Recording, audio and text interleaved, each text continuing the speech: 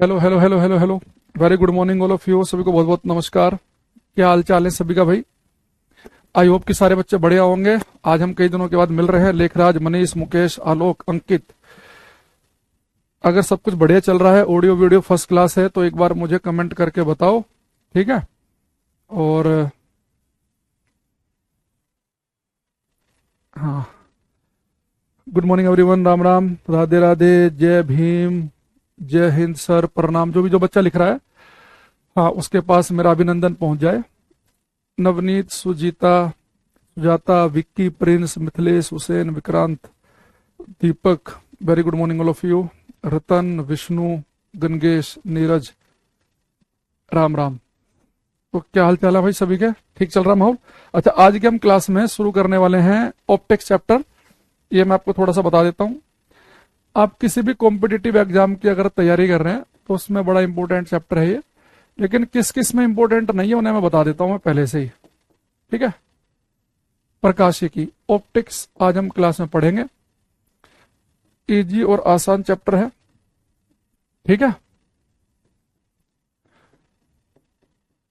Optics, इसके बारे में भी आजकल मैं यूट्यूब पे बहुत सारी मैंने क्लासेज भी कराई हैं। तो जिन बच्चों को दिक्कत आई होगी उन्हें क्वेश्चन को करने में, अब उन्हें बड़े हलवे लगेंगे, वो है ना, आराम आराम से करेंगे, सब हल बढ़िया है। अच्छा देखो, अगर आप में से कोई बच्चा ऐसा, किसी भी, मैंने कहा कि आप एसएससी से लेके एनडीए, सीडीएस, टीचिंग के एग्जाम की किसी पेपर की तैयारी कर रहे हो तो चैप्टर इंपॉर्टेंट है। ये चैप्टर इंपॉर्टेंट नहीं है। एक तो असिस्टेंट लोको पायलट के सीबीटी 2 में, सीबीटी 1 में है ये, तो इस सिलेबस में सीबीटी 1 में है ये। तो पहले तो मैं सीबीटी 1 ही निकालना है। पहला सीबीटी 1 में फेल हो गए तो सीबीटी 2 का क्या करेंगे? उसके नोट्स बना के रख लेंगे साइड में, क्या है ना। दूसरा, एक ये बेटा हमारे जो टेक्नीशियन का जो आया है उसके सिलेबस में नहीं लिख रखा है, टेक्नीशियन के सिलेबस में ये नहीं है ना। और इस टेक्नीशियन वाले में इसमें नहीं लिख रखा है। बाकी तो वरना तो पता नहीं क्यों नहीं लिखा है इतना important chapter. Railway group D में तो 25% क्वेश्चन वो पूछता ही केवल ऑप्टिक्स से है ना। इसमें बड़ा इंपॉर्टेंट है ये। तो इसके अलावा आप कोई भी रेलवे का पेपर तो सब में आता है। ये मैंने कहा कि असिस्टेंट लोको पायलट में तो 2 सीबीटी है, तो सीबीटी 1 में है ये, सीबीटी 2 में वहां पर भी नहीं है। या तो शायद वो थोड़ा सा बैलेंस करना चाह रहे होंगे कि ग्रुप डी में ज्यादा पूछ लेते हैं, तो चलो यहाँ पे सीबीटी 1 में ही पूछ लेते हैं। बाकी मैंने कहा कि चाहे आप आरपीएफ एसआई का कर रहे हो, बीएपीएससी टीचिंग का कर रहे हो, एसएससी कर रहे हो, मैंने कहा बाकी सब पेपर में सबसे इंपॉर्टेंट चैप्टर होता है फिजिक्स का ये ऑप्टिक्स। केवल 2 जगह नहीं है। अनब्लॉक है विपिन भाई, तुम ब्लॉक नहीं हो, यहाँ देखते रहो, तुम्हारा सबका आ रहा है कमेंट, ठीक है? तो दोबारा समझेंगे। अगर आप जब टेक्नीशियन का पेपर देने जाएंगे, देखो जिस बच्चे ने टेक्नीशियन का भरा उसने असिस्टेंट लोको पायलट का भी भरा होगा, वो रेलवे का ग्रुप डी का भी भरेगा, वो रेलवे का एनटीपीसी का फॉर्म भी भरेगा, वो रेलवे का एसआई का भी भरेगा। वो इसके अलावा हो सकता है कि अपना कोई और स्टेट का पेपर निकल जाए, बीपीएससी वगैरह का, वो भी भरेगा। तो आप तैयारी कर रहे होते हैं 5-6 पेपर के, तो कम से कम फॉर्म भरोगी। बस इतना करना, जब आप टेक्नीशियन का पेपर देने जाओगे तो तब आप इसे रिवाइज करके मत जाना, है ना, क्योंकि वहां लिखा नहीं है सिलेबस में। पर अगर एक आध छुटका मुटका क्वेश्चन पूछ लिया फिर भी, तो उतना तो आपको याद रहेगा ही। सीबीटी 1 के लिए तो भाई आपको पढ़ के जाना ही है। एलपी में तो A1 में पढ़ के जाओगे तो फिर आपको रेलवे ग्रुप डी में भी वो काम कर जाएगा। तो इसलिए मैंने आपको पहले से बता दिया है।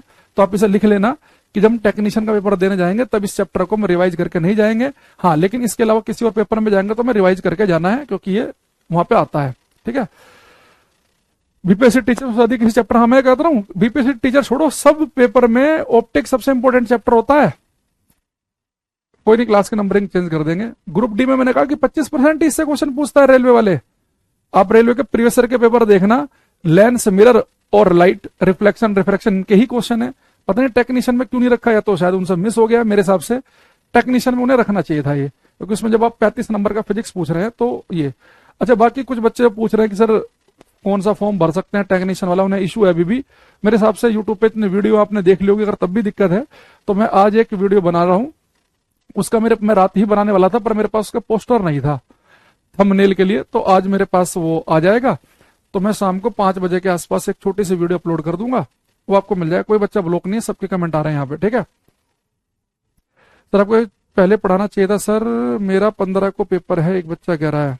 अच्छा, अब बेटा देखो, आप कोई ना एग्जाम से 15-20 दिन पहले कोई बैच खरीद लोगे, 1 महीना पहले, और फिर तुम सोचोगे हो जाए पूरा, तो ये तो बात सही नहीं है ना। तो ऐसा नहीं होता। आप इसलिए जब भी कोई फॉर्म निकले ना, बिल्कुल आप उसका वेट मत किया करो कि फॉर्म निकला, पेपर आ रहा, उसके बाद हम खरीद रहे हैं, तो वो ठीक नहीं है। चलो फॉरेस्ट फॉरेस्ट वालों को सबको हो जाएगा, यहाँ देखते रहो। सबसे पहले बेटा मैं ऑप्टिक्स में पढ़ाता हूँ, सबसे पहले बच्चों को स्टार्ट करते हैं हम। यहाँ पे लिखेंगे हम, अच्छा पहले हम ऑप्टिक्स का यहाँ पे एक मैं नाम लिख देता हूँ इसका छोटा सा। ऑप्टिक्स का मतलब होता है बेटा स्टडी ऑफ लाइट। यहाँ पे हम प्रकाश का अध्ययन करेंगे, और मेरा सबसे फेवरेट चैप्टर है ये, इसे पढ़ाते मुझे बहुत मजा आता है, प्रकाश का अध्ययन। और आपको डिफरेंस लग भी जाएगा बाकी चैप्टर के मुकाबले कि सर इसे पढ़ाते पूरा मजा ले रहे हैं, क्योंकि इस चैप्टर की खास बात यह है कि इसमें जो घटनाएं हम पढ़ेंगे ना वो हमें डेली लाइफ में दिखती हैं, तो उन्हें रिलेट करना ज्यादा आसान है बाकी की अपेक्षा। ठीक है विपिन भाई, मैं भी ब्लॉक कर दूंगा, मेरे पास दोबारा कमेंट आया तेरा, ठीक है, यहां देखता रहे केवल। हैंडीकैप वाले भर सकते हैं क्या? हैंडीकैप वाले भाई आप देख लेना, वो लिखा होता है उसमें ना कि ये वाली पोस्ट हैंडीकैप में भी किस किस कैटेगरी वालों, हैंडीकैप में भी कई टाइप के होता है ना, विजुअल हैंडीकैप है कोई, अलग अलग टाइप से होता है, कोई हियरिंग हैंडीकैप होता है, तो वो उसमें लिखा होता है कि कौन कौन से वाले इसके अंदर भर सकते हैं ना, वो देख लेंगे। चलो अब यहाँ पे टाइम खराब नहीं करेंगे, तो हम सबसे पहले लिखेंगे यहाँ पे क्लास में। सबसे पहले मैं आपको चीज बताने वाला हूं। तो ऑप्टिक्स का मतलब होता है स्टडी ऑफ लाइट, प्रकाश का अध्ययन, यानी कि हम लाइट के बारे में जितनी बातें होंगी वो इस चैप्टर में डिटेल में करेंगे, बेहतरीन तरीके से करेंगे। अगर ये थोड़ा सा अगर हमारे सीबीटी 2 में भी होता है, ये एएलपी के और टेक्नीशियन में भी होता, तो और ज्यादा शायद मैं इसका लेवल बढ़ा देता। मैं इसका लेवल जो है सीडीएस वगैरह के लेवल, टीचिंग के लेवल तक रखूंगा, क्योंकि यहाँ पे तो आ ही नहीं रहा है और इसके सीबीटी 2 में है ही नहीं, तो हमें इसका लेवल फिर बहुत ऊपर तक ले जाने की आवश्यकता नहीं है। ठीक है हाँ, बताएंगे अभी वो रोहित, वीडियो में बता देंगे सब कुछ। लिखेंगे लुमिनियस ऑब्जेक्ट्स,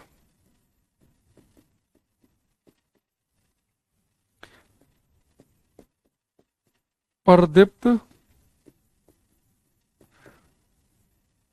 वस्तुएं, लुमिनियस ऑब्जेक्ट्स। ठीक है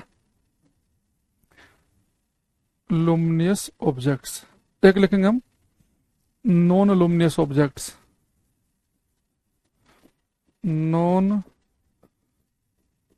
लुमिनियस ऑब्जेक्ट्स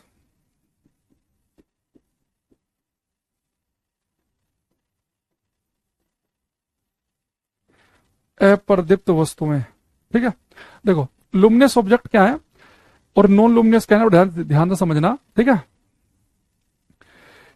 ये बेटा लुमिनियस ऑब्जेक्ट जो है, प्रदीप्त वस्तु जो होती है, ये वो है जिनके पास स्वयं का प्रकाश हो, खुद का प्रकाश। ये सूर्य है, खुद का प्रकाश है, अपने अंदर से लाइट प्रकाश फेंक रहा है, तो सूर्य एक लुमिनियस ऑब्जेक्ट है। आपने कैंडल जला दी तो जलती हुई कैंडल भी लुमिनियस ऑब्जेक्ट है, बल्ब जल रहा है तो भी लुमिनियस ऑब्जेक्ट है। फायरफ्लाई, पटबीजना बोलते हैं हमारे क्षेत्र में उसे, जो होता है ना रात को चमकते हैं, जुगनू, पटबीजना कहते हैं उसे, कई जगह कहीं जुगनू कहते हैं, कहीं फायरफ्लाई, तो खैर इंग्लिश नाम है उसका। तो जब उसे लाइट निकल रही है तो वो भी उस समय क्या है, लुमिनियस ऑब्जेक्ट है। तो लुमिनियस ऑब्जेक्ट वो है जिनके पास खुद का स्वयं का प्रकाश हो, यानी जब किसी वस्तु से प्रकाश निकले, लाइट निकले और वो प्रकाश आपकी आंख में घुस जाए और आप वो वस्तु देखना शुरू कर दो, आपके लिए लुमिनियस है वो। लेकिन हर एक वस्तु लुमिनियस नहीं होती। हमारे आसपास जो दीवारें हैं, हमारे आसपास जो कपड़े हैं, जो चेयर है, जो टेबल है, जो सोफा है, जो बेड है, जो बर्तन है, जो सड़क है, जो मोटरसाइकिल है, ये तो लुमिनियस नहीं है।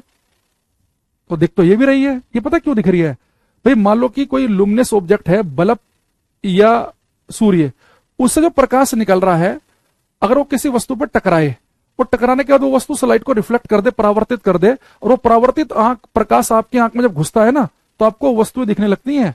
तो कोई वस्तु हमें दो वजह से दिखती हैं, या तो कोई वस्तु खुद से ही प्रकाश निकाल रही हो, वो प्रकाश मेरी आंख में घुस जाए तो मुझे वस्तु दिखने लगेगी, या कोई वस्तु क्या करे, प्रकाश को परावर्तित कर रही हो, वो परावर्तित प्रकाश मेरी आंख में घुस जाए तो उस वजह से दिख रही हो।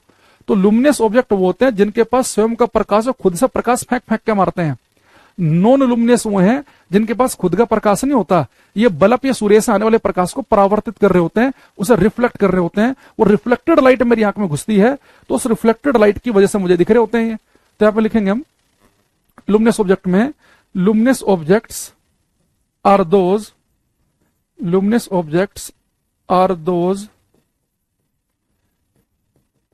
which have, luminous objects are those which have their own light। Hindi में लिखेंगे प्रदीप्त वस्तुएं वह हैं, प्रदीप्त वस्तुएं वह है जिनके पास जिनके पास स्वयं का प्रकाश होता है। प्रदीप्त वस्तु वह है जिनके पास स्वयं का प्रकाश होता है। Luminous objects are those which have their own light. बेटा इसमें हम एग्जांपल लिख सकते हैं। फॉर एग्जांपल जैसे कि सूर्य के अलावा जो बेटा अदर स्टार्स हैं, अन्य तारे हैं। देखो सूर्य के अलावा बेटा जो और तारे हैं ना, जो हमें आकाश में देखते हैं रात में, जैसे कि सूर्य तो एक तारा ही है, लेकिन मैंने अदर स्टार क्यों लिखा? क्योंकि सूर्य हमारे नजदीक का तारा है, तो सूर्य हमें बड़ा दिखता है। तो सूर्य के अलावा जो तारे हैं बाकी वो बहुत दूर हैं, वो छोटे छोटे दिखते हैं हमें, तो इसलिए मैंने अदर स्टार इसलिए लिख दिया। हालांकि सूर्य भी एक तारा ही है, सूर्य भी तारे कैटेगरी में आता है। सूर्य और सूर्य के अलावा जो अन्य तारे हैं वो, इसके अलावा बल्ब है, ग्लोइंग बल्ब, याद रखना जब बल्ब जल रहा हो, कैंडल, बर्निंग कैंडल, जब कैंडल जल रही हो, ये सब बेटा किस में आते हैं? हमारे लुमिनस ऑब्जेक्ट के अंदर आएंगे। सूर्य के अलावा अन्य तारे, जलता हुआ बल्ब और जलते हुए कैंडल, ये सब लुमिनस ऑब्जेक्ट हैं। नॉन लुमिनस कौन से होते हैं? जिनके पास खुद का प्रकाश नहीं होता है। Non luminous objects are those which reflect light coming from luminous objects। Hindi में लिखेंगे अपर्दीप्त वस्तुएं वह हैं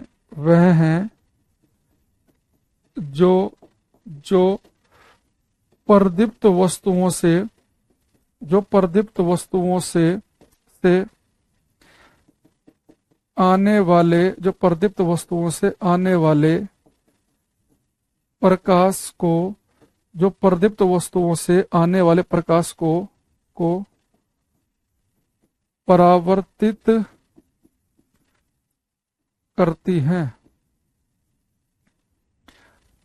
non luminous objects are those which reflect light coming from luminous object.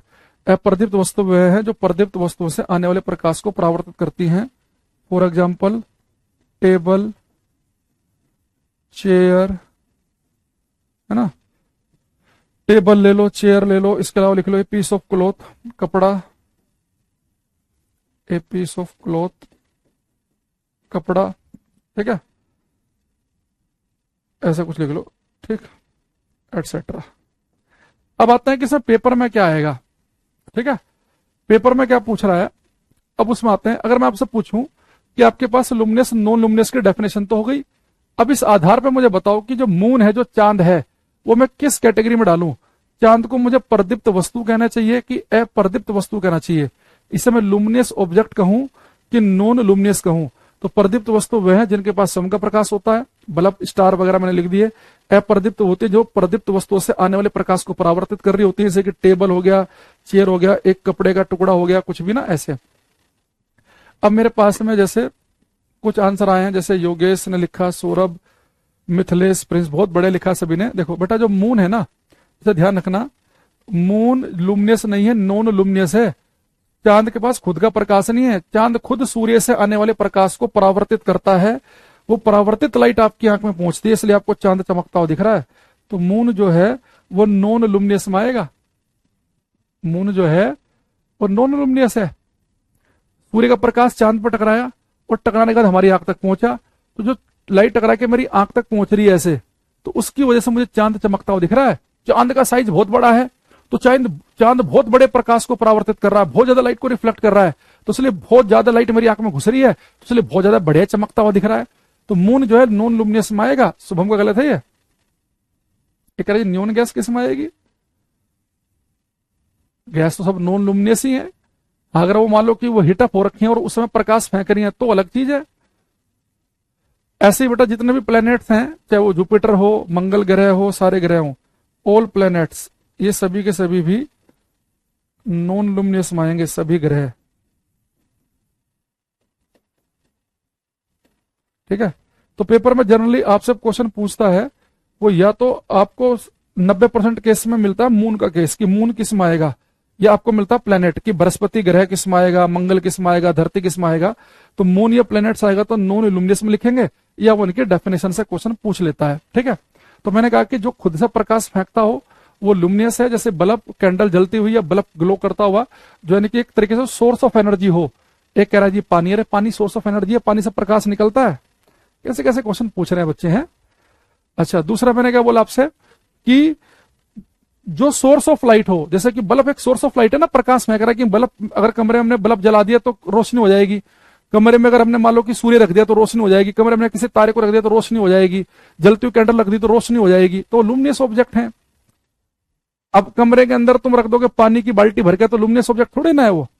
Fire fly जुगनू आएगा लुमिनियस में, पट बीजना ना, वो खुद से लाइट जनरेट करता है वो। फायर फ्लाई जुगनू, तो इससे क्वेश्चन भी है। अभी हमने एक दिन ये यूट्यूब पे बच्चों पढ़ा रहे थे, उसमें हमने क्वेश्चन पूछा भी था ये बच्चों से।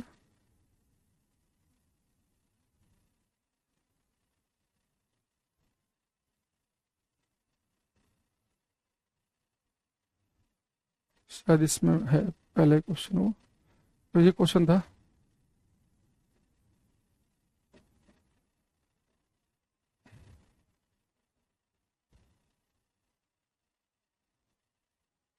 हट गए,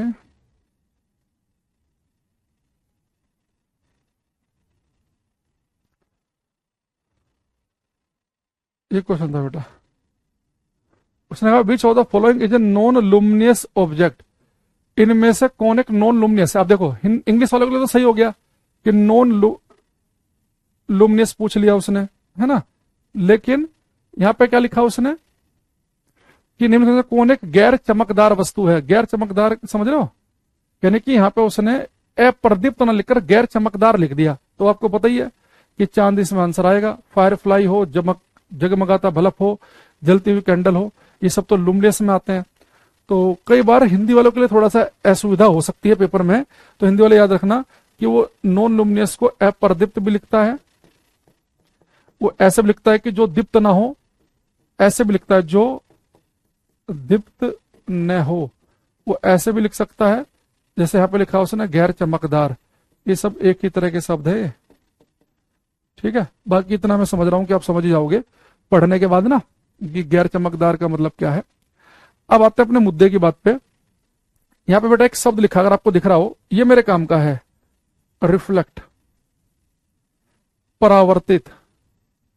अब मैं इसे पकड़ूंगा और इसका पूरा हम क्लास के अंदर डिटेल में पोस्टमार्टम करने वाले हैं शब्द का।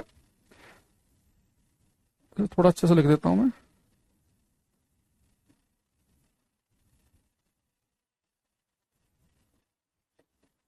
ठीक, अब देखो, अब हम क्लास के अंदर ये समझेंगे कि जो अप्रदीप्त वस्तुएं होती हैं, जो नॉन लुमिनियस हैं, जैसे कि दीवार हो गया, सड़क हो गई, है ना, कोई टेबल चेयर हो गया, तो जो लाइट को रिफ्लेक्ट करती है, परावर्तित करती हैं, तो जब लाइट इन पर टकरा के परावर्तित होगी, टकरा के रिफ्लेक्ट होगी, तो इस रिफ्लेक्शन का मतलब क्या है, और जब लाइट रिफ्लेक्ट हो रही होती है तो किन नियमों का पालन करती है, उसे हम डिटेल में समझने वाले हैं। ठीक है, तो यहां पे लिखेंगे हम रिफ्लेक्शन ऑफ लाइट।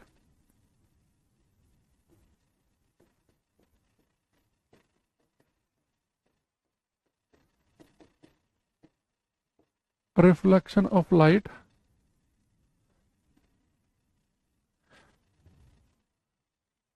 प्रकाश का परावर्तन।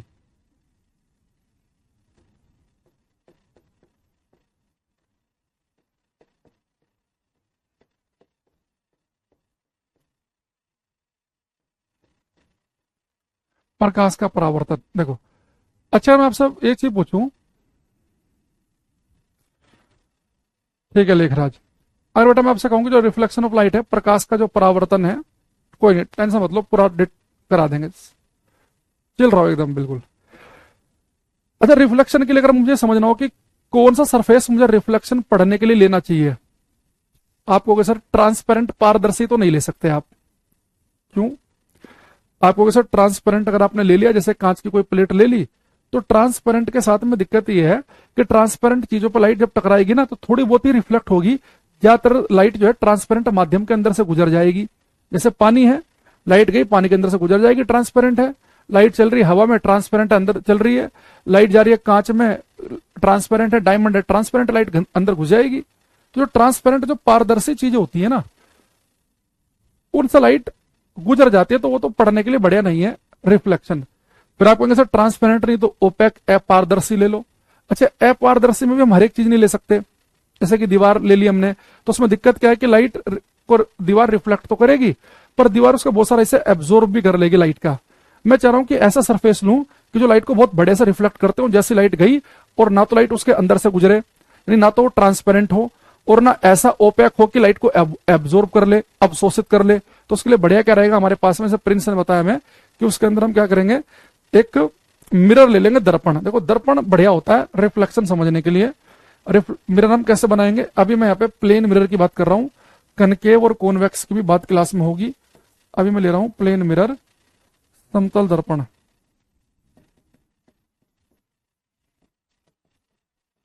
समतल दर्पण, बाकी मिरर भी आएंगे क्लास में।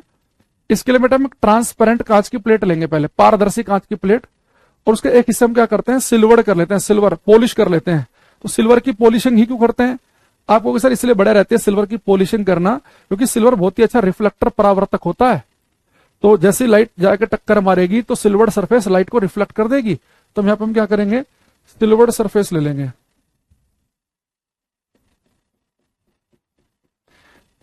ये होगा हमारा सिल्वर सरफेस। ये आजकल एल्युमिनियम की भी कर रहे हैं हम। ये सिल्वर सरफेस है हमारा, यानी कि पॉलिश्ड सरफेस है ये सिल्वर सरफेस, है ना। ये सब कहते हैं पॉलिश्ड सरफेस।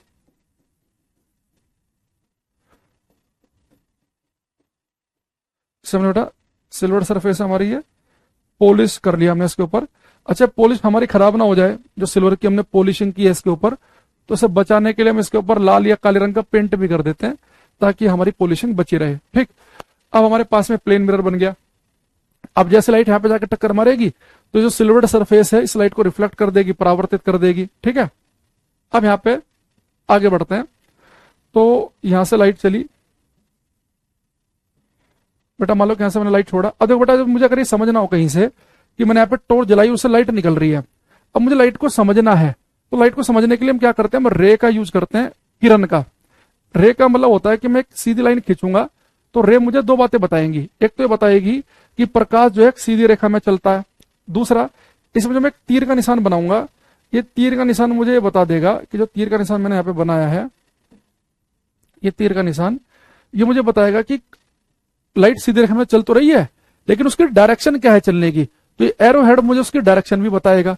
तो जब भी हम इस क्लास में प्रकाश को समझेंगे तो प्रकाश के लिए हम प्रकाश के किरण खींच लेंगे।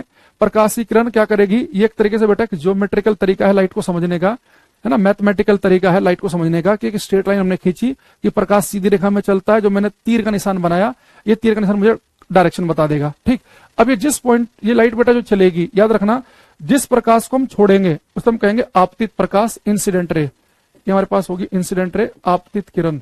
तो इस क्लास में जब भी इंसिडेंट रे आज के बाद बोला जाए, आपतित किरण बोला जाए, यानी कि ये वो किरण है जो हमने छोड़ी है, जो जाकर टक्कर मारेगी। ठीक, जिस पॉइंट बेटा प्रकाश की किरण टक्कर मारती है उसे हम कहते हैं पॉइंट ऑफ इंसिडेंस। ये हमारा कहलाता है पॉइंट ऑफ इंसिडेंस, इसे कहलाता है ये आपतन बिंदु।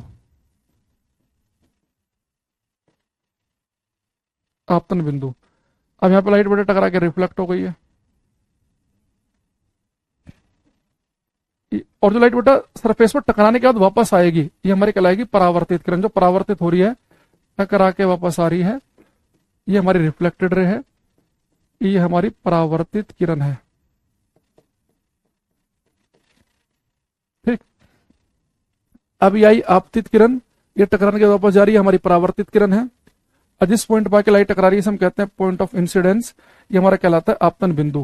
अच्छा, जिस पॉइंट पर बेटा आके लाइट टकरा रही है ना, जिस पॉइंट पर आके लाइट टकरा रही है, यहाँ पे एक मैं इमेजिनरी काल्पनिक रेखा खींचूंगा, इमेजिनरी काल्पनिक लाइन। ये जो इमेजिनरी लाइन है, ये काल्पनिक जो रेखा है, अगर आप इसे ध्यान से देखें, मिरर के साथ में 90 डिग्री का एंगल बना रही है ये काल्पनिक रेखा।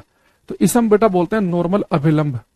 तो नॉर्मल एक काल्पनिक रेखा है जो दर्पण के साथ में 90 डिग्री का एंगल बना रही है। अभी नॉर्मल हमारे बड़े काम का है, इसे ध्यान समझना। देखो ये इंसिडेंट रे आपतित किरण, ये नॉर्मल के साथ में जो एंगल बनाएगी ना बेटा, ये हमारा आई है। बहुत सारे बच्चे यहीं पे गलती करते हैं, उन्हें ये पता ही नहीं होता कि आई कौन सा एंगल है। वो क्या करते हैं, पेपर में कहेगा कि आपतित किरण ने दर्पण के साथ में 20 डिग्री का एंगल बनाया, तो जो एंगल दर्पण के साथ बनेगा ना 20 डिग्री का, उसे बच्चे आई मान लेते हैं। आई थोड़े ना है, आई तो क्या होता है, जो आपतित किरण अभिलंब के साथ एंगल बनाएगी। याद रखना, एंगल हमेशा अभिलंब के साथ बनेगा। तो लाइट जो है अभिलंब के साथ जो एंगल बनाएगी वो आई है। अगर वो कह दे कि दर्पण के साथ में एंगल बना 20 डिग्री, तो बेटा फिर तो आई की वैल्यू 20 नहीं 70 है, क्योंकि टोटल एंगल कितना है 90 डिग्री का। अगर ये 20 है तो ये 70 ही तो होगा, क्योंकि टोटल एंगल 90, तो अगर ये 20 तो ये 70। तो पेपर में जब भी आपको एंगल देगा तो आंख बंद करके उसे आई मत मान लेना, कि हो सकता है कि आपको उसने एंगल दिया हो 20, तो आई की वैल्यू 20 है कि 70 देखना पड़ेगा कि आपतित किरण ने अभिलंब के साथ में एंगल बनाया है कि दर्पण के साथ में एंगल बनाया है। ऐसे ही रिफ्लेक्टेड रे, परावर्तित किरण जो नॉर्मल के साथ एंगल बनाती है उसे हम कहते हैं आर। यानी इंसिडेंट का आई उठाओ, तो इंसिडेंट का आई उठाओ, तो इंसिडेंट रे नॉर्मल के साथ जो एंगल बनाएगी वो आई होगा। रिफ्लेक्टेड का आर उठाओ, रिफ्लेक्टेड रे नॉर्मल के साथ जो एंगल बनाएगी वो आर बनेगा। ठीक है, अब यहां पे हमारे पास में जो आई है, आई को हम बोलते हैं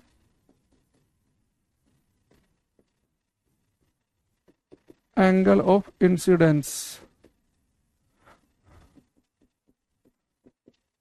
आपतन कोण, और आर को बोलते हैं हम एंगल ऑफ रिफ्लेक्शन,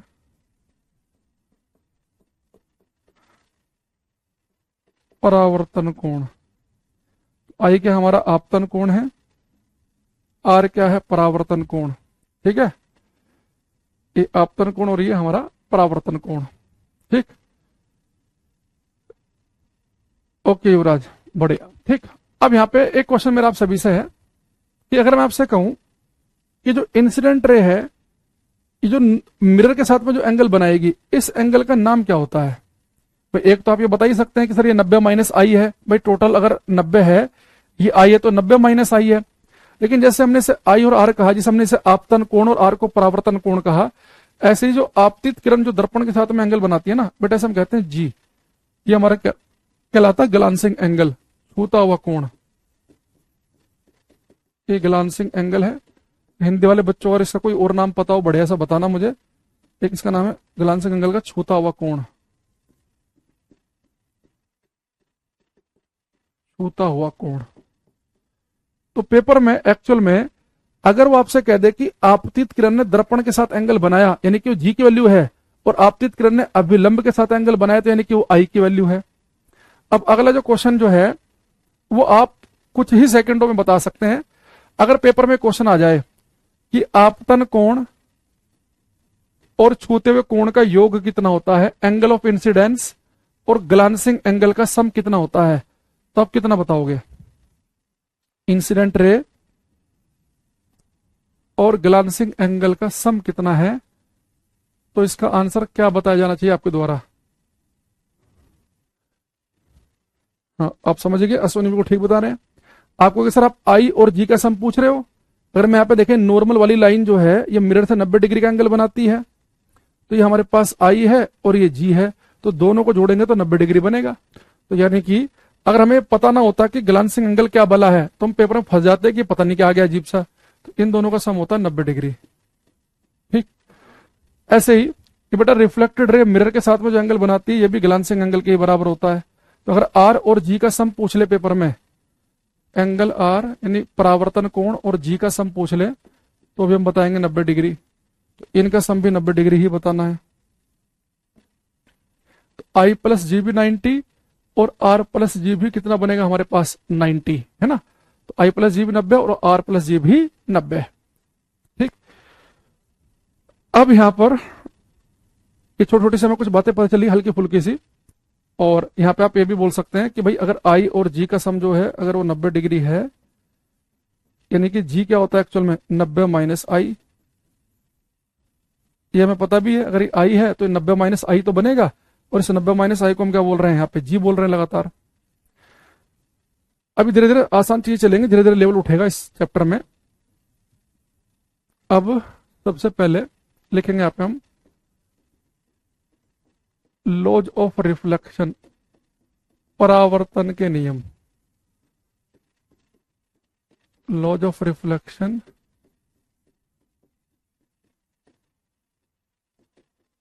परावर्तन के नियम।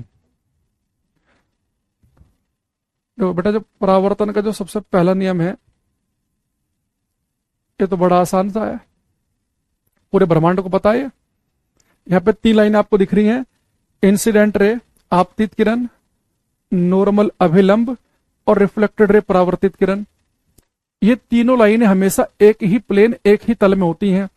आप उस सुना तो बहुत बार है, पर इसका मतलब आज तक नहीं पता कि आपतित, परावर्तित, अभिलंब, इंसिडेंट, रिफ्लेक्टेड, नॉर्मल एक ही तल में है। इसका देखो मतलब क्या है बेटा। देखो आपके सामने ये जो बोर्ड दिख रहा है ना, इस बोर्ड पे जो मैं हाथ ऐसा फेर रहा हूं, ये एक बेटा पूरा प्लेन है। ये जैसे कि तो CW20 अप्लाई नहीं हो रहा है क्या? देखो उसके बारे में ना कॉल सेंटर पे फोन करो आप, है ना, आप खुद समझो यार। ये ना इस तरह की जो है ना, ये कॉल सेंटर नहीं है, अभी लाइव क्लास है मोहम्मद जी, तो आप इसके लिए कॉल सेंटर वाले नंबर पे फोन करो, वो आपको सही जानकारी देंगे, है ना। अच्छा यहाँ आ जाओ बाकी बच्चे। देखो ये मेरे पास बेटा एक्स एक्सिस है, ये वाई एक्सिस है। अभी जो एक्स और वाई एक्सिस के बीच में जो आपको दिख रहा है ना, इसे हम बोलते हैं एक्स वाई प्लेन। ये तो बेटा अगर ये देखो, जब इस बोर्ड पे यहाँ पे भी हाथ फेर रहा हूं, ये एक्स वाई प्लेन है, यानी इस बोर्ड का मैं ये एक्स एक्सिस ले लूं, ये वाली लाइन, और ये ले लूं वाई एक्सिस, तो पूरा पूरा बीच में क्या बन गया मेरा एक्स वाई प्लेन। ठीक, तो ये हमारे से कह रहा है कि अगर इंसिडेंट रे, रिफ्लेक्टेड रे और नॉर्मल एक ही प्लेन का मतलब पता क्या है? अगर इंसिडेंट रे आपतित किरण अगर इस बोर्ड से बिल्कुल चिपक के जा रही है ना ऐसे इंसिडेंट रे, तो रिफ्लेक्टेड रे भी बिल्कुल बोर्ड से चिपक के निकलेगी। कभी ऐसा नहीं होगा कि इंसिडेंट रे तो ये जा रही इस एक्स वाई प्लेन में, और रिफ्लेक्टेड रे बाहर आ गई, जेड एक्सिस की तरफ आ गई, इस एक्स वाई प्लेन से बाहर आ गई, जेड की तरफ को उठकर आपके मुंह पे आकर टक्कर नहीं मारेगी। अगर आप कभी इंसिडेंट रे बिल्कुल अगर ऐसे जा रही है, बिल्कुल ऐसे, बिल्कुल चिपक के, तो रिफ्लेक्टेड रे भी बिल्कुल चिपक के ही जाएगी, चिपक के। प्लेन समझ रहे हो ना, तल। जैसे आपकी जो कॉपी है, कॉपी आपने ऐसे रखी होगी, आप लिख रहे होंगे, नोट्स बना रहे होंगे, अपनी कॉपी पे हाथ फेरो, तो अब ये एक पूरा प्लेन है आपकी कॉपी का पेज। तो ऐसे नहीं होगा इंसिडेंट रे आपकी कॉपी से चिपक के गई और रिफ्लेक्टेड रे से बाहर आ गई, आपके माथे पे आके टक्कर मारी, नहीं। इंसिडेंट रे चिपक के जा रही है कॉपी से, तो रिफ्लेक्टेड रे भी कॉपी से चिपक के ही जाएगी। ये तीनों एक ही तल में होती हैं। तो लिखेंगे यहाँ पे इंसिडेंट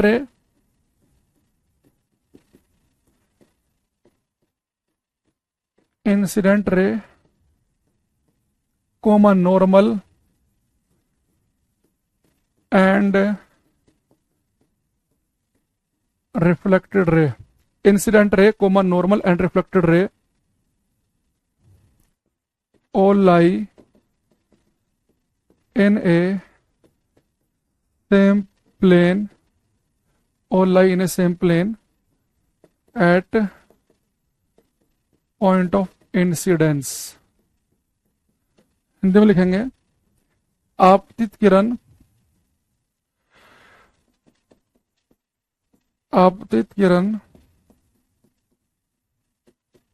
कोमा अभिलंब, आपतित किरण कोमा अभिलंब और परावर्तित किरण तीनों हमेशा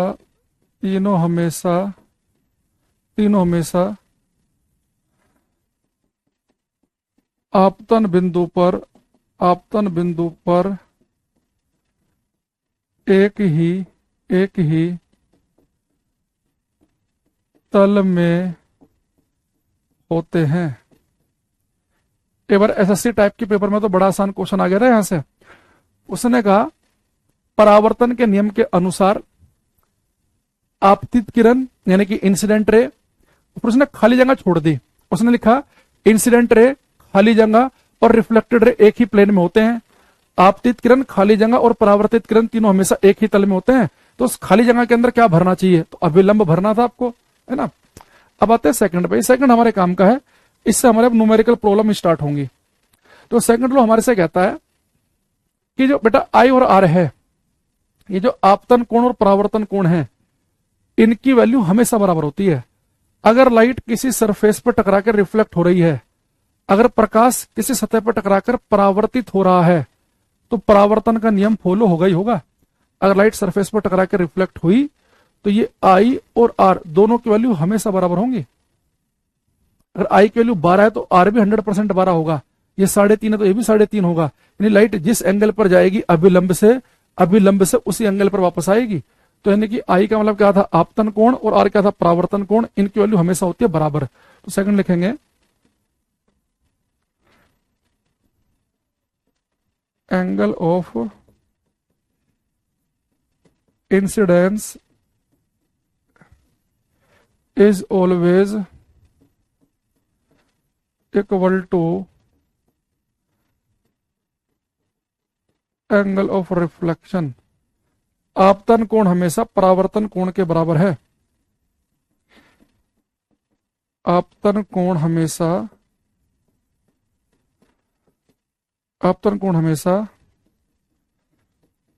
परावर्तन कोण के बराबर है। अपना हमेशा परावर्तन कोण के बराबर होता है, लिख लो। Angle of incidence is always equal to angle of reflection. आपतन कोण हमेशा परावर्तन कोण के बराबर होता है। Angle I is equal to angle are.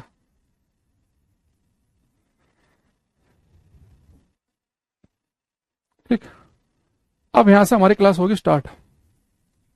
हाँ जी, ये तो सेम ही है। अब खुद सोचो ना, अगर बेटा ये आई और आर सेम है, मान लो कि 30 डिग्री हो भी 30 डिग्री, तब खुद सोचो ये टोटल एंगल कितना बनता है, 90। अगर ये 30 है, तो ये इधर वाला जी कितना आएगा, 60 आएगा।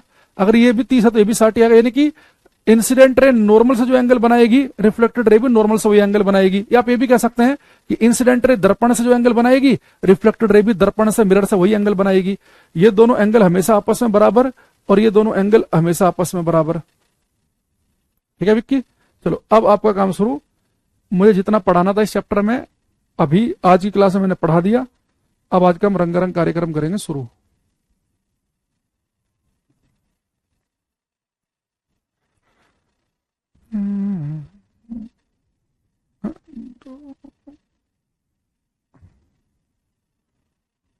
एक क्वेश्चन है, सबसे पहले आप इसे करेंगे।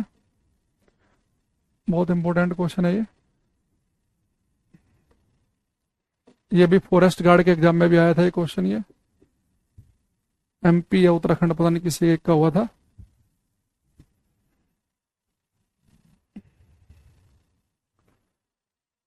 सौरभ का सही है, दीपक ने कर दिया गलत, होनू ने कर दिया गलत, प्रिंस ने कर दिया गलत, अश्वनी का हो गया ठीक।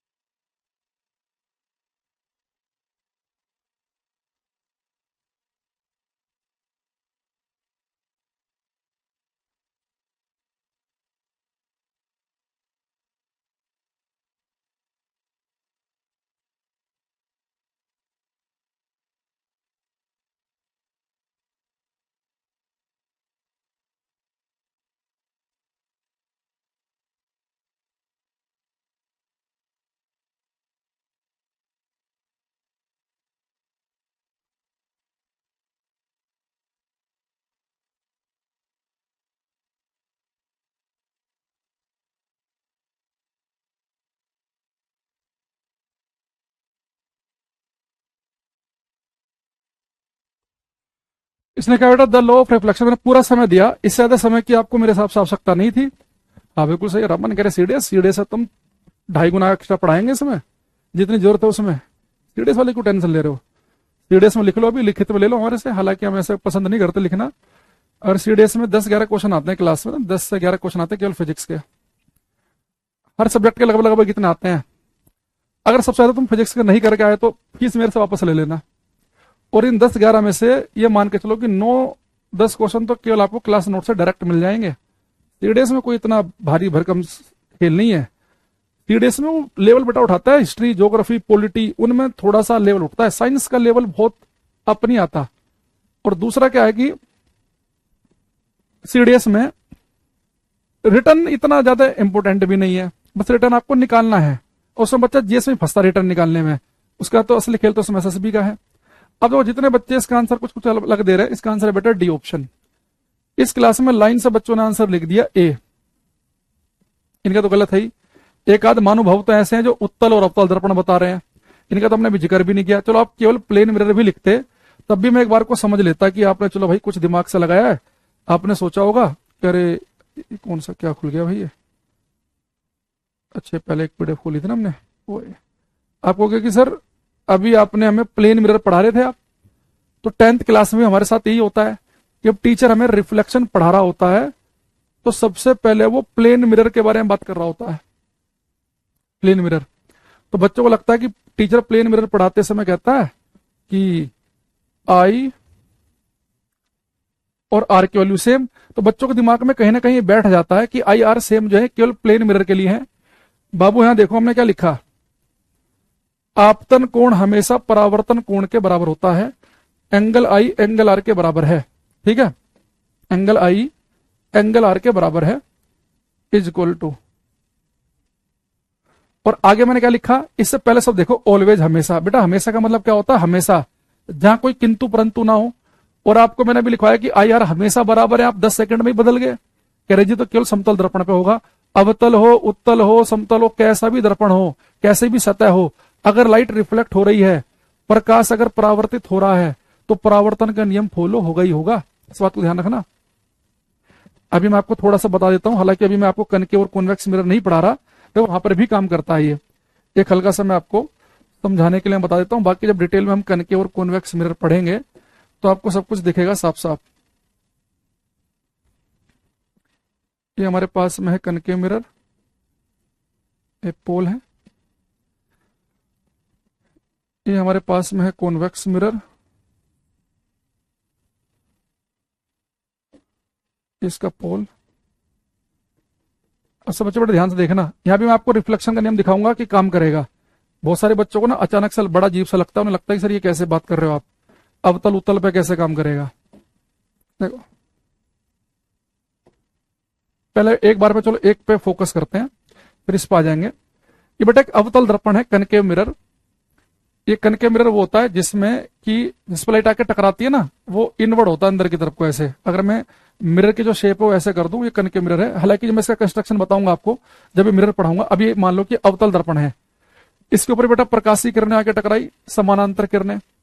अब वो जिस पॉइंट पर प्रकाशीय किरणें आके टकराती हैं वहां पर हमारा क्या काम होता है, जिस पॉइंट पर किरणें आके टकराए वहां पे एक नॉर्मल खींचते हैं, अभिलंब, है ना, जो मिरर से 90 डिग्री का एंगल बनाए। अब जैसे प्रकाशीय किरण टकराएगी, आप कहोगे सर यहाँ पे नॉर्मल कैसे खींचे, यहाँ पे और आसान है। देखो बेटा मेरे पास जो कनकेव मिरर है, इस मिरर का कहीं पर तो अगर इसे मैं पूरा कंप्लीट कर लूं, पूरा गोला बना लूं, तो इस पूरे गोले का कोई सेंटर होगा, जो पूरे गोले का सेंटर आएगा वही सेंटर इतने से हिस्से का भी आएगा। तो मान लो कि सी जो है इसका सेंटर है। अब इस सेंटर से पास होने वाली लाइन अगर आप मिरर पर कहीं भी डाल देंगे ना, तो नॉर्मल अभिलंब की तरह काम करती है। मिरर में कनकेव कॉन्वेक्स में नॉर्मल खींचना, अभिलंब खींचना बच्चों का काम है।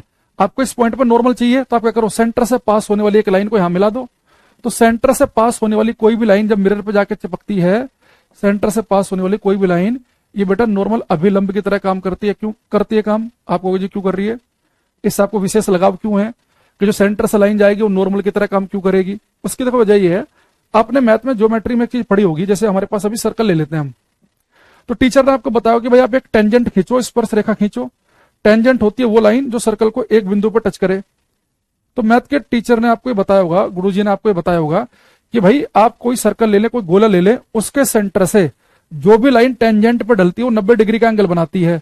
सेंटर से कोई भी लाइन टेंजेंट पर डलेगी 90 डिग्री का एंगल बनाएगी, सेंटर से कोई भी लाइन टेंजेंट पर डलेगी 90 डिग्री का एंगल बनाएगी। तो बेटा जो लाइन 90 डिग्री का एंगल बनाती है वही तो नॉर्मल है। तो सेंटर से पास होने वाली कोई भी लाइन जैसे मिरर पे जाकर टकराएगी, तो बेटा ये अगर मैं यहाँ पे एक टेंजेंट खींच दूं, स्पर्श रेखा खींच दूं, तो उसका तो 90 डिग्री का एंगल बनाएगी ये। और 90 डिग्री का एंगल बनाने वाली लाइन ही तो नॉर्मल अभिलंब है। यानी आगे से केवल आप इतना याद रखो कि जब भी मेरे पास कनकेव या कॉन्वेक्स मिरर हो, तो उसका जहां पर भी सेंटर हो, उस सेंटर से पास होने वाली लाइन, उस सेंटर से पास होने वाली लाइन, उस सेंटर से पास होने वाली लाइन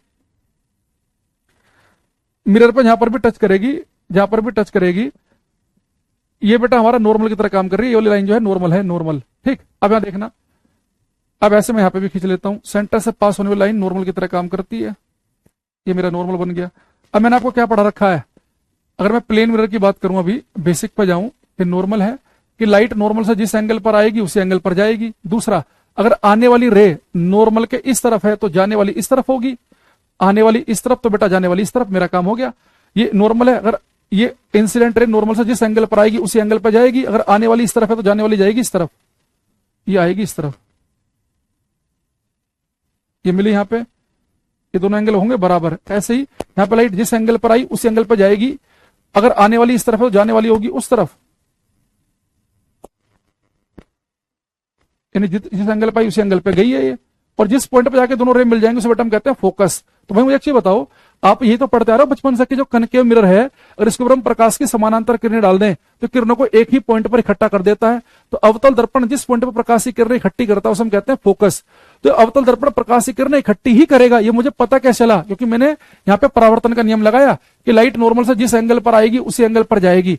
आते समय अगर लाइट नॉर्मल के इस तरफ है तो जाते समय इस तरफ होगी। तो यहाँ भी देखो मैंने ही तो किया, अगर लाइट आई यहाँ पे जिस एंगल पर आई पाई तो आई पर ही गई। यहाँ भी लाइट अगर आई एंगल पाई तो आई पर ही गई। या पे काम ऐसे करो, ऐसे बोल सकते हो आप कि लाइट अगर यहाँ पर नॉर्मल से 12 डिग्री पाई तो 12 पे गई, यहाँ पे अगर 12 पे आई तो 12 पे ही गई। तो लाइट जिस एंगल पर आएगी उसी एंगल पे जा रही है। अरे वीओडी बैच थोड़े ना, ये लाइव बैच है, वीओडी क्यों डाल रहे हो बता रहा है। अब यहां देखो दूसरी चीज, ऐसे यहां पे करो बेटा, यहां पे लाइट क्या है, जिस एंगल पर आई उसी एंगल पर जाएगी। अगर आते समय लाइट नॉर्मल के इस तरफ है तो जाते समय उस तरफ होगी। ऐसे यहां पर भी लाइट बेटा जिस एंगल पर आएगी उसी एंगल पर जाएगी। आते समय इधर है तो जाते समय इस तरफ होगी।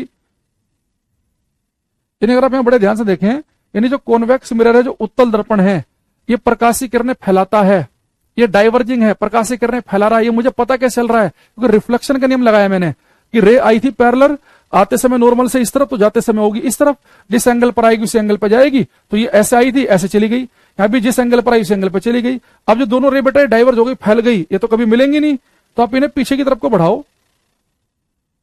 तो जिस पॉइंट से ये रेज आपको निकलती हुई लग रही है, जहां से आपको अपियर हो रहा है कि भाई ये पॉइंट से ये रेज इधर इधर से निकल रही है, डाइवर्ज हो रही है, तो उसे बेटा हम क्या कहेंगे, इसका फोकस कहेंगे। तो मैं आपको जब कनकेव और कॉन्वेक्स पढ़ाऊंगा डिटेल में, ये तब एक बार और आएंगे। बस मैं आपको यहाँ पे केवल ये बताना चाह रहा हूं कि चाहे आपके पास में प्लेन मिरर हो, यहाँ पे लाइट जिस एंगल पर आती है उसी एंगल पर जाएगी। आते समय नॉर्मल के इस तरफ है, जाते समय होगी इस तरफ। ऐसे यहां भी होता है, लाइट नॉर्मल से जिस एंगल पर आ रही है उसी एंगल पर जा रही है। आते समय इस तरफ है, जाते समय होगी इस तरफ। तो यहाँ पे नॉर्मल ये है, ये वाली लाइन, तो इधर वाला एंगल इधर वाला एंगल बराबर है। इस वाले पॉइंट पर नॉर्मल ये है, ये वाला एंगल और ये वाला एंगल बराबर है। यहां पर भी ऐसे देख लो आप। आगे बात समझ में सभी को? अरे हाँ या ना?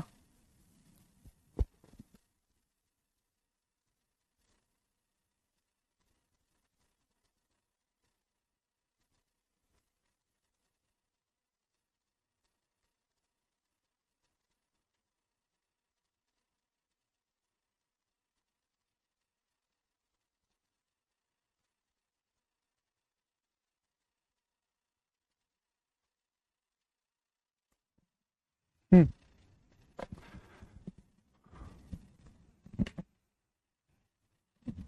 आगे बात समझ में सभी को? अरे हाँ या ना? तो अब हमें यहाँ पे क्या ध्यान रखेंगे, सर आती आती समझ में नहीं आया। अरे आती आती समझ में नहीं आया भाई, फिर रहने दे, है ना, दोबारा देखना क्लास को। ये आती आती समझ में नहीं आया, इसे क्या करें इस बच्चे का, बताओ। इस बच्चे का मुर्गा बनाया जाए क्लास में 10 मिनट, कह रहा जी आती आती समझ में नहीं आई। अरे जो आ रही है रे, ये रे आ रही है, यहां से आपने छोड़ी इंसिडेंट रे है, ये आने वाली को इंसिडेंट रे है, और जाती हुई रिफ्लेक्टेड रे है। कह रहा जी आती जाती समझ में नहीं आ रहा। अरे इंसिडेंट रे है जो आ रही है, तो मैंने कहा कि जो लाइट नॉर्मल से जिस एंगल पर आएगी उसी एंगल पर जाएगी। अगर आने वाली रे यानी कि इंसिडेंट रे नॉर्मल के इस तरफ है तो रिफ्लेक्टेड रे नॉर्मल के उस तरफ होगी। कह रहा जी आती आती समझ में नहीं आ रहा। अंग्रेज में तो पढ़ रहे हैं हमारी क्लास में, आना जाना नहीं पता तुझे। ये नॉर्मल है अविलंब, आती जाती। अब मुझे खुद हंसी आ रही है, बार बार बोलते हैं, मैं चल कुछ और बोलता हूं। ये जो इंसिडेंट रे है आपतित किरण, ये वो किरण जिसे आपने छोड़ा है। अगर इंसिडेंट रे नॉर्मल के इस तरफ है तो जो रिफ्लेक्टेड रे है, जो परावर्तित किरण है, वो नॉर्मल के उस तरफ होती है। मैं ये कह रहा हूं कि लाइट जो है जिस एंगल पर आएगी उस एंगल पर जाएगी, तो आपको पता है।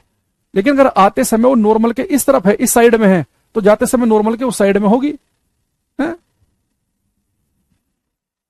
ठीक है आकाश, यहां देखना, देख बाबू यहां देख, ये तो क्या हमने, चल कोई नहीं, अब तो ये समझ में नहीं आया ना तो छोड़ दे इसे, मैं इसे जब पढ़ाऊंगा ना अलग से कनकेव और कॉन्वेक्स तब समझ जाना। अभी के लिए इतना ध्यान रखेंगे सब बच्चे कि एंगल आई और एंगल जो आर है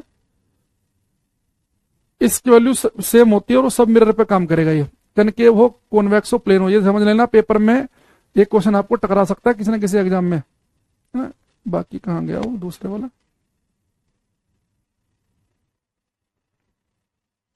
ये तो रिफ्लेक्शन के जो लॉ हैं वो सभी मिरर पे काम करते हैं। इस बात को मैं ध्यान रखना, इसलिए मैंने इतनी देर तक बताया ताकि आपके दिमाग में बैठ जाए, रट जाए। ये ना हो कि पेपर में बस प्लेन देखते भावुक हो जाओ। ठीक है। अच्छा दूसरी चीज,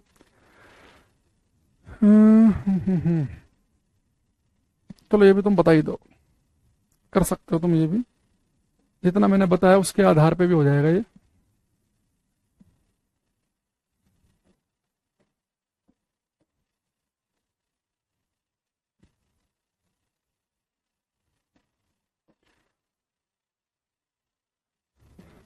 ये करना, यदि अवतल दर्पण का आपतन कोण 30 डिग्री है तो परावर्तन कोण का मान क्या होगा। If the angle of incidence of A concave mirror is 30 degree, what will be the value of angle of reflection. कह रहा कि अगर मैं प्लेन मिरर की बात नहीं कर रहा, अवतल दर्पण की बात कर रहा हूं, कॉनकेव की बात कर रहा हूं, समतल की बात नहीं हो रही। कह रहा अगर कनकेव मिरर के लिए एंगल ऑफ इंसिडेंस 30 डिग्री है तो एंगल ऑफ रिफ्लेक्शन परावर्तन कोण कितने डिग्री होगा। आप कहोगे सर अभी तो आपने बताया कि प्लेन छोड़ो कोई सा भी दर्पण हो तो दर्पण हमेशा परावर्तन के नियमों का पालन करते हैं। अगर आपतन कोण का मान 30 डिग्री है तो परावर्तन का भी 30 ही डिग्री होगा। तो बी आंसर। ये मैं सोचना पेपर में क्या रही है, तो यार अवतल दर्पण आ गया, इसमें आई और आर बराबर नहीं होते होंगे, आई 30 है तो इसमें आर की वैल्यू 30 से कम होती होगी या ज्यादा होती होगी, ऐसा दिमाग नहीं लगाना। यही बात वो उत्तल दर्पण के लिए भी बोल दे तो भी हम ये बोलेंगे अगर आपतन कोण 30 तो परावर्तन कोण 30, समतल के लिए भी आपतन 30 तो परावर्तन 30, तो सबके लिए सेम होगा। ठीक है।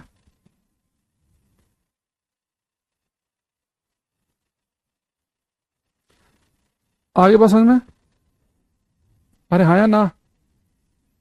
अच्छा दूसरी चीज, अब एक बात और यहां पर और देखेंगे हम,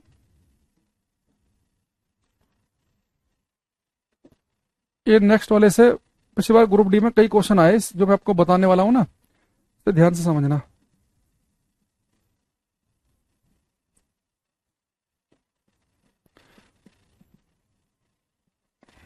ये हमारे पास नॉर्मल है, ये इंसिडेंट रे, अब शॉर्टकट में लिख दो ना, रिफ्लेक्टेड रे, समझ रहे ना, आर आर रिफ्लेक्टेड रे। ये राजस्थान रॉयल्स नहीं है, ये रिफ्लेक्टेड रे, ये परावर्तित किरण, ये आई, ये आर। अब मैं देखो यहाँ पर कुछ चीजें मिक्स करूंगा, उन्हें ध्यान समझना। प्रैक्टिस कहां से करें, जो हम करा रहे हैं वहां से करो, और प्रैक्टिस के लिए हम यूट्यूब पे प्रैक्टिस कराते हैं, वहां से करा करो सौरभ, है ना, इतना कर लो, इतना ही बहुत है। अब यहाँ पे एक बात समझेंगे, जब हम छोटे थे, जब मैं पहली बार प्रकाश के बारे में बताया गया तो टीचर ने कहा कि भैया जब प्रकाश के गुण आपसे पूछा जाए पेपर में तो आप ये 2-3 लाइनें लिख के आ जाना, और इंपॉर्टेंट है, हमने रट ली बचपन में 5वीं क्लास में कि सबसे पहले इंपॉर्टेंट लाइन ये लिखना कि प्रकाश हमेशा सीधी रेखा में चलता है, light travels in a straight line. तो हमें 5वीं क्लास में हमारे श्रीपाल मास्टर जी पढ़ाते थे हमें, और उन्होंने कहा कि भाई प्रकाश सीधी रेखा में चलता है, हमने याद कर लिया। हम 10वीं क्लास में आए, हमें धर्मेंद्र भैया मिले, उन्होंने कहा भैया प्रकाश सीधी रेखा में चलता तो है, लेकिन अगर प्रकाश के सामने कोई सरफेस आ जाए, जैसे कोई मिरर दर्पण आ जाए, तो लाइट उस पर टकरा कर रिफ्लेक्ट परावर्तित हो जाती है। यानी लाइट सीधी रेखा में तब तक ही चलेगी जब तक उसके मार्ग में कोई चीज ना आए, कोई चीज उसके मार्ग में आ जाएगी तो रिफ्लेक्ट परावर्तित हो जाएगी। और 10वीं क्लास वालों ने बताया, हमने सोचा कि 5वीं क्लास वाले मास्टर जी और 10वीं क्लास वालों की मिला के एक बात बनाते हैं। देखो अगर ये मिरर ना होता तो हमारे जो श्रीपाल मास्टर जी थे उनकी बात सही थी, उनके अकॉर्डिंग क्या था, अगर ये दर्पण ना होता तो लाइट सीधी निकल जाती है ऐसे, इस लाइट को ऐसे निकलना चाहिए था, इस मार्ग को फॉलो करना चाहिए था, ये वाला मार्ग। अगर ये दर्पण ना होता तो लाइट जाती है ऐसे, लेकिन मिरर आने की वजह से धर्मेंद्र भैया ने हमें क्या बताया कि लाइट रिफ्लेक्ट हो जाएगी, परावर्तित हो जाएगी। शुरू से क्लास देखो सौरभ, है ना, बार बार डिस्टर्ब मत करो क्लास को, है ना, कि जब मन करा क्लास में आके पूरी क्लास को डिस्टर्ब कर रहे हो। पायलट की स्पेलिंग तुम्हें लिखनी नहीं आ रही है और लोग को पायलट बनना है ना, तो चलती हुई क्लास बिल्कुल डिस्टर्ब नहीं करनी। 11:15 बजे वाली क्लास है, सीरियस अगर नया से आपके पास 11:10 का अलार्म लगाओ और 11:15 पे बिल्कुल क्लास में उपस्थित मिलो। चलती हुई क्लास में आके नेतागिरी बिल्कुल पसंद नहीं मुझे एकदम। पढ़ाई के टाइम बिल्कुल पढ़ाई। यहाँ पे देखो इंसिडेंट रे आई, इसे जाना चाहिए था ऐसे, पर ये मिरर पर टकरा के ऐसे चली गई, यानी अपने मार्ग से बेटा ये विचलित हो गई, यानी इसे मार्ग ये फॉलो करना चाहिए था, लेकिन दर्पण की वजह से अब ये इस वाले मार्ग पर जा रही है, तो अपने मार्ग से जितना विचलित हुई इसे हम कहते हैं विचलन कोण, इसे हम कहते हैं एंगल ऑफ डेविएशन। तो लिखते हैं डेल्टा से। तो डेल्टा क्या हमारे पास, angle of deviation, angle of deviation, विचलन कोण। अब हमें इस विचलन कोण का मान निकालना है और ये काम की चीज है एंगल ऑफ डेविएशन निकालना, ठीक है। अब यहां पे देखना, आप सभी ने मैथ में देखो, मैथ का बार बार यूज होगा ये, ठीक है। अब आपको मैथ के टीचर ने एक बात और बताई होगी, जैसे एक स्ट्रेट लाइन है ये, और इस स्ट्रेट लाइन में बेटा कुछ एंगल बन रहे हैं, मान लो एंगल बन रहा है ए एंगल बन रहा मान लो कि जी, एंगल बन रहा मान लो कि थीटा। तो मैथ के मास्टर जी ने आपको बताया होगा कि एक ही लाइन पर जितने एंगल बनते हैं, जैसे स्ट्रेट लाइन हमारे पास ये, एक ही लाइन पर जितने एंगल बनेंगे उन सब एंगल का जो सम है, एंगल थीटा, यहाँ पे जो एंगल जी या एंगल ए, इन सब का सम कितना होगा, 180 डिग्री। एक ही लाइन पर बनने वाले एंगल का सम 180 होता है। तो अब यहां देखो प्रकाश सीधी रेखा में चलता है, इस स्ट्रेट लाइन पर 3 एंगल बन रहे हैं, डेल्टा, आर और आई, यानी इन तीनों का सम भी 180 होना चाहिए, यानी angle I plus angle R plus delta होना चाहिए 180 डिग्री। अच्छा, आई और आर तो हमेशा ही सेम होते हैं, कैसा भी दर्पण हो, तो आर की जगह मैं यहाँ पे आई लिख लेता हूं, क्योंकि हमें पता है कि आई आर की वैल्यू क्या होती है, सेम। तो 2i प्लस डेल्टा किसके बराबर हो गया, 180 के, तो डेल्टा की वैल्यू होगी 180 माइनस 2i। तो जो विचलन कोण है वो 180 माइनस 2i के बराबर आया। तो विचलन कोण का मान जब भी निकालना होगा, बस आपको पता होना चाहिए कि आई की वैल्यू क्या है, यानी कि जो इंसिडेंट रे है उसने नॉर्मल के साथ कितना एंगल बनाया, पता होना चाहिए। यह हमें पता है कि आई और आर तो सेम ही है, तो आप ये भी कह सकते हैं कि विचलन कोण का मान होता है 180 माइनस 2r, भी लिख सकते हैं आप 2r। 180 माइनस 2i और 180 माइनस 2r, ये दोनों ध्यान रखने हैं। अच्छा, दूसरा एक चीज और भी कर सकते हैं आप, कि बेटा इंसिडेंट रे जो मिरर के साथ में एंगल बनाती है, हम कहते हैं जी, यानी मैं यहां से बोल सकता हूं कि आई और जी का सम तो 90 डिग्री है, तो जी की जो वैल्यू है वो 90 माइनस आई है, तो जी की वैल्यू जो आएगी वो आएगी 90 माइनस आई। तो मैं यहाँ पे जी की वैल्यू बेटा 180 माइनस 2i में अगर जी की वैल्यू, सॉरी जी की नहीं आई की निकालो ना, यहाँ से बेटा आई की वैल्यू कितनी आएगी हमारे पास, 90 माइनस जी। अगर मैं इस आई की वैल्यू को यहाँ पुट कर दूं डेल्टा वाले फॉर्मूले में, डेल्टा कितना था 180 माइनस 2i, और मुझे पता है कि आई की वैल्यू कितनी हो गई है यहाँ से 90 माइनस जी। तो सोल्व करूंगा मैं इसे, 180 में 180 कट जाएगा तो बेटा कुल मिला के आएगा 2g। यानी कि अब आपको तो ध्यान क्या रखना है कि जब भी पेपर में आपसे विचलन कोण पूछे, जब भी आपसे पेपर में विचलन कोण पूछा जाए, तो विचलन कोण के लिए फॉर्मूला हमारे पास में है 180 माइनस 2i। अगर आपको आई ना दे, वो क्या देगी, प्रकाशीय किरण दर्पण से टकराइए किसी एंगल पे, तो दर्पण वाला एंगल तो बेटा जी होता है। अगर दर्पण वाला एंगल पूछ लिया पेपर में, उसने जी पूछ लिया आपसे, तो फिर आप क्या करेंगे, अच्छा जी की वैल्यू दी है तो जी का डबल कर देना, तो विचलन कोण आ जाएगा। तो 180 माइनस 2i या डेल्टा की वैल्यू 2g के बराबर, तो किसी से भी आप निकाल सकते हैं। अब मैं कुछ क्वेश्चन आपसे पूछूंगा, उनका आपको आंसर देना है। तो पहले एक आसान क्वेश्चन पूछते हैं।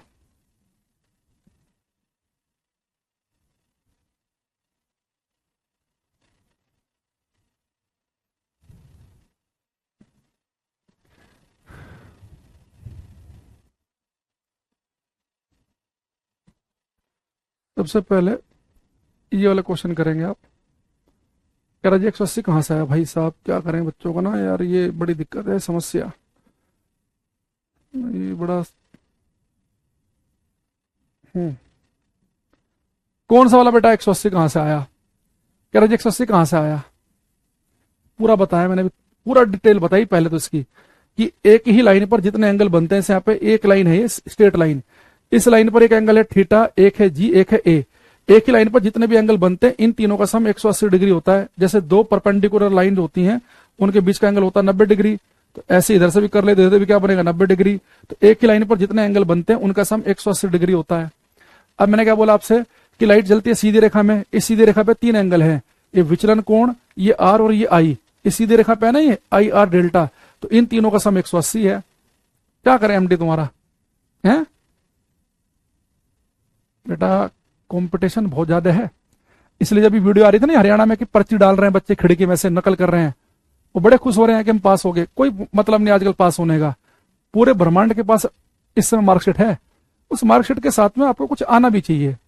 और बताने के बाद भी अगर टीचर के आप नहीं समझ पा रहे हो, नकल करके पास हुए हो या फर्जी ऐसे पास हुए हो, है ना, तो बुरा मत मानना। पूरा बताया मैंने, और फिर ये बोला, ये पूरी एक भी स्टेप मैंने यहाँ पे खाया नहीं है, तब कह रहा है 180 कहां से आया। ये आई आर डेल्टा, इन तीनों का सम 180। आई और आर हमेशा सेम होते, मैंने कहा कि आर की जगह यहाँ पे आई लिख लो, तो यहाँ पे आई प्लस आई, ये डेल्टा 180 हो गया। तो ये कितना हो गया 2i प्लस डेल्टा 180, तो डेल्टा कितना हो गया 180 माइनस 2i। ये नहीं चल रहा तुम्हें कहां से आया। और आई आर सेम ही होते तो यहाँ पे 180 माइनस 2r भी कह सकते हो आप। फिर मैंने क्या बोला कि हमारे पास हमें पता है कि आई और जी का सम होता है 90 डिग्री, तो यहां से अगर मैं आई की वैल्यू निकालूंगा तो 90 माइनस जी आएगा। तो इस 180 माइनस 2i में अगर मैं आई की वैल्यू 90 माइनस जी रख लूंगा तो सोल्व करने के बाद ये 2g आएगा। अगर नहीं कर पा रहा तो भाई ये भी कर देता हूं मैं, है ना।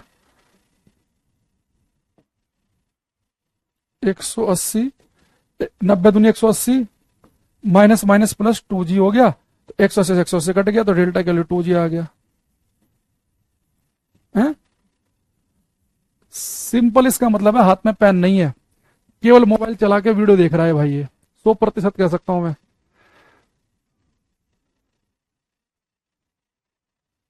चलो बाकी बच्चे यहां देखना, बाकी क्वेश्चन करो।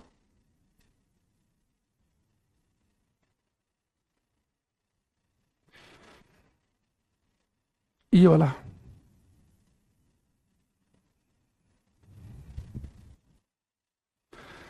मुन्ना, नीरज, अरविंद, एमडी सब करो ये।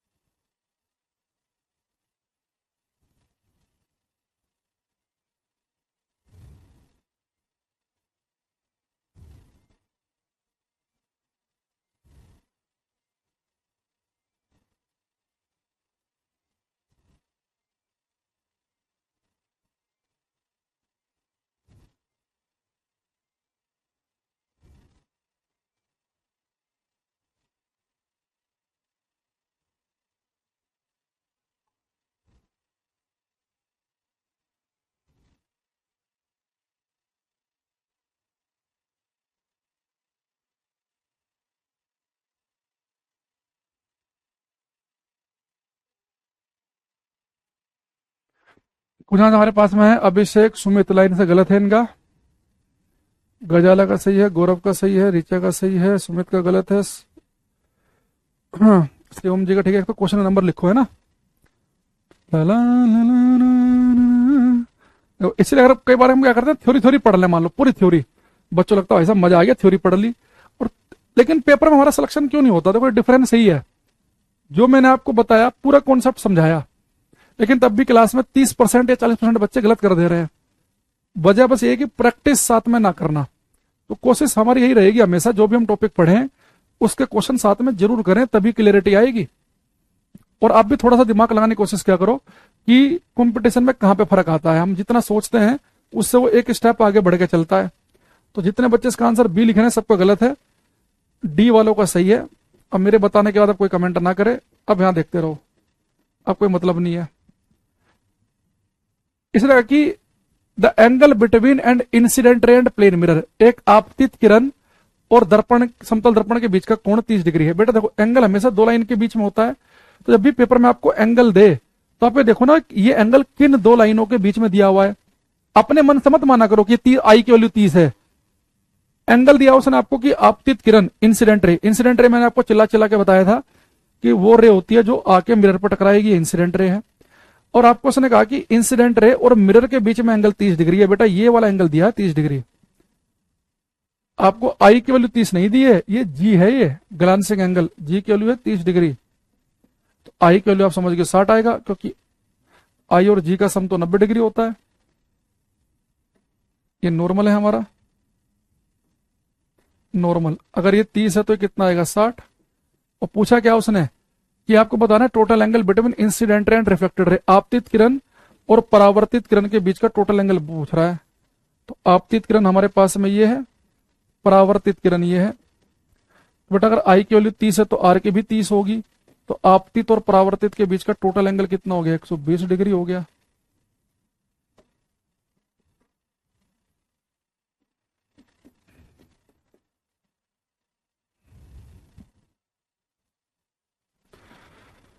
रमन का बिल्कुल ठीक आंसर था, सबसे पहले रमन का आंसर आया था। ठीक है भाई, रमन खुश हो गया आप। 120, तो 120 डिग्री। पहले मुझे लगता था कि यार बच्चे पता नहीं क्यों नाम वाम के चक्कर में पढ़ते हैं, बड़े इरिटेट करते हैं फालतू में टीचर को। पर फिर क्या हुआ कि एक दिन मैं कहीं पे ऐसे क्लास ले रहा था, न देख रहा था कुछ, तो मैंने कुछ ऐसे कमेंट किया, तो मेरी भी इच्छा हुई कि यार ये कमेंट पढ़ा जाए।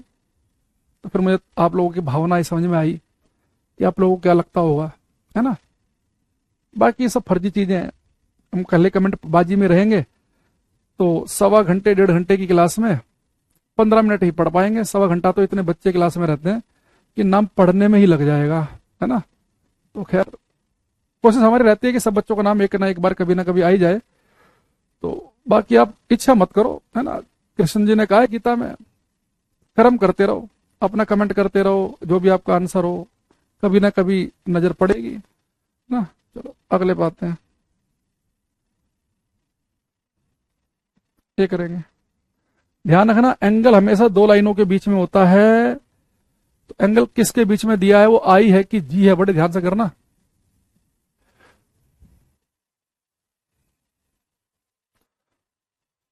कहाँ कराएंगे, सब कराएंगे विनायक।